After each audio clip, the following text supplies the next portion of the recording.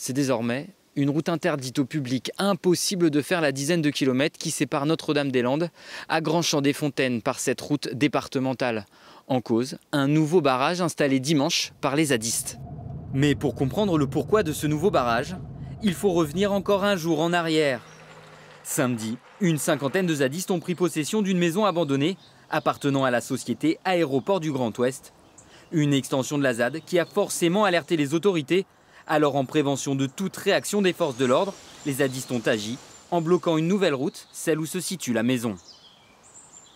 À partir du moment où il y a une maison qui appartient à la société Aéroport du Grand Ouest, qui était murée depuis plusieurs années, à partir du moment où elle a été occupée, on aurait dû tout de suite déloger les zadistes. Et moi j'ai peur de cette extension de la ZAD, sachant qu'à Notre-Dame-des-Landes, depuis plusieurs années, on a une voie départementale qui est fermée, la D280 qui est fermée depuis plusieurs années. Et je ne voudrais pas qu'on arrive à une deuxième route fermée, que ça dure pendant des mois ou des années. Il faut absolument que cette route soit libérée très rapidement. Sinon à terme, on peut arriver à une troisième route, une quatrième route fermée, et les gens de la région ne pourront plus du tout circuler. Jean-Paul Naud, mais également les 11 autres maires de la communauté de communes Erdre-et-Gesvres sont mobilisés contre ce nouveau barrage. Les zadistes se préparent peut-être déjà à l'assaut des forces de l'ordre. C'est en tout cas comme ça qu'ils justifient cette nouvelle prise de position. Peut-être